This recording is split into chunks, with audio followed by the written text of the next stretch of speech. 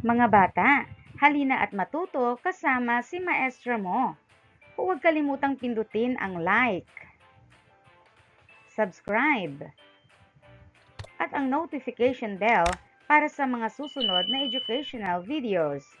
Happy learning!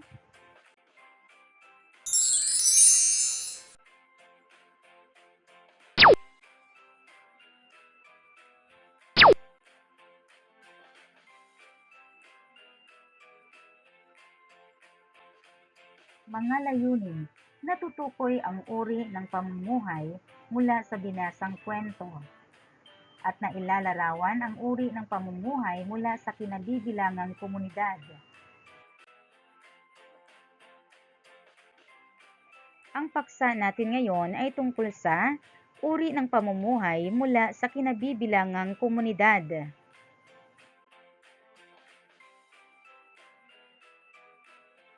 Bago tayo magpatuloy, ayusin ang mga letra upang mabuo ang tamang salita.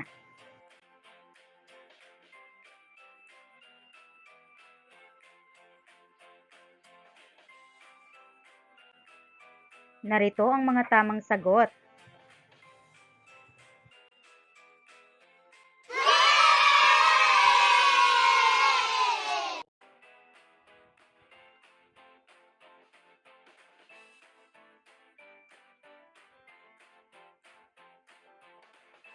Alamin natin ang salitang ito, serbisyong pangkomunidad. Ito ay mga programa at serbisyo na ibinibigay upang matugunan ang mga tao sa kanilang pang-araw-araw na buhay.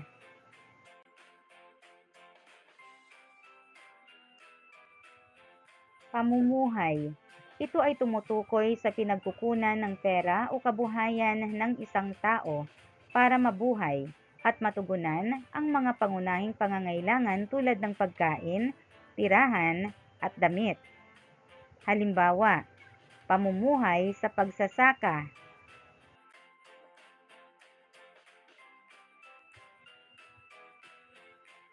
Ito rin ay tumutukoy sa lifestyle o paraan ng pamumuhay ng isang tao o grupo, kung paano sila nabubuhay, ang kanilang mga gawain, at pangkalahatang kalagayan sa buhay, kabilang ang kanilang kabuhayan, pananaw, at mga pang-araw-araw na karanasan.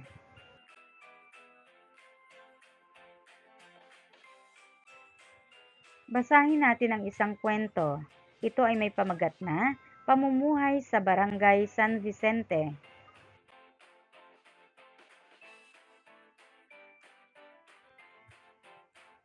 Noong unang panahon, sa isang malinis at masayang barangay na tinatawag na San Vicente, ang mga tao ay nagtutulungan upang mapanatili ang kaayusan at kasaganahan ng kanilang komunidad.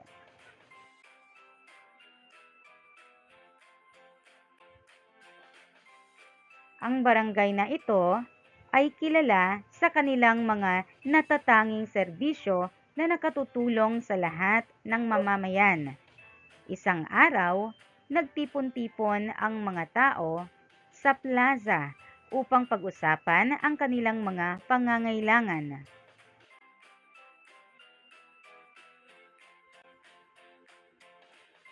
Kailangan natin ng mas maayos na serbisyo sa ating barangay, sabi ni Mang Juan, ang pinuno ng barangay. Dapat tayong magtulungan upang mapabuti ang ating pamumuhay. Nagbigay ng suhestyon ang mga tao.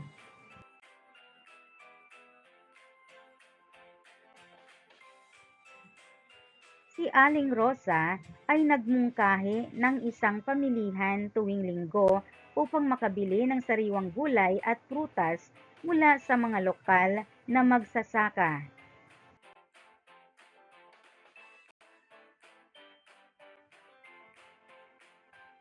Si Ginoong Marco naman ay nag-alok na magtayo ng isang klinika upang matulungan ang mga tao sa kanilang kalusugan.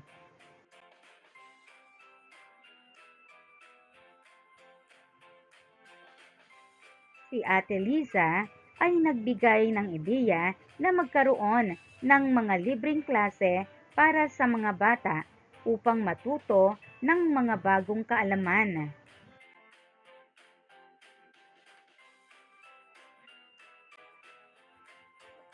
Dahil sa mga mungkahi, nagpasya ang mga tao na magtulungan.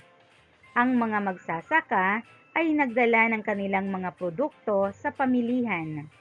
Ang mga doktor at nurse ay nagbigay ng kanilang oras sa klinika. At ang mga guro ay nagboluntaryo upang magturo sa mga bata.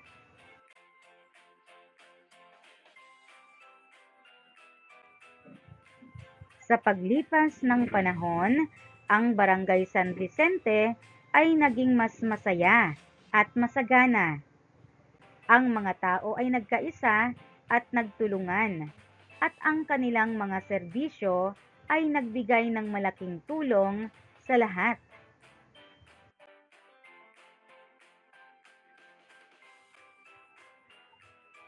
Sagutin ang mga tanong.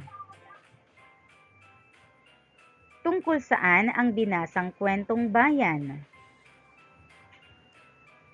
Ilarawan ang Barangay San Vicente. Bakit nagkaroon ng pagpupulong ng mga tao sa plaza ng San Vicente? Ano-ano ang naging suhestyon ng mga tao para mas mapabuti ang buhay sa Barangay San Vicente?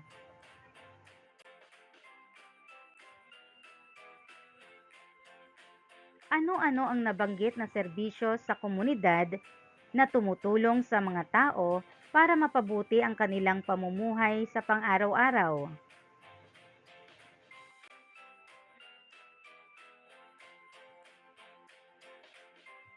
Ano-ano ang mga pamumuhay na nakikita sa sariling komunidad?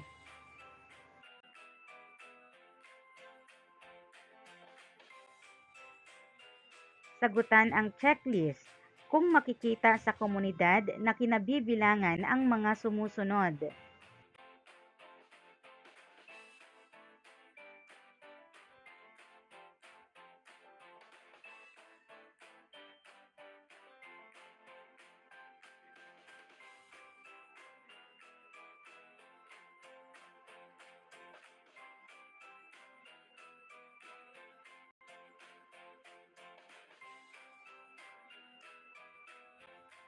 Para sa pagtataya, magbigay ng mga pamumuhay sa iyong kinabibilangang komunidad.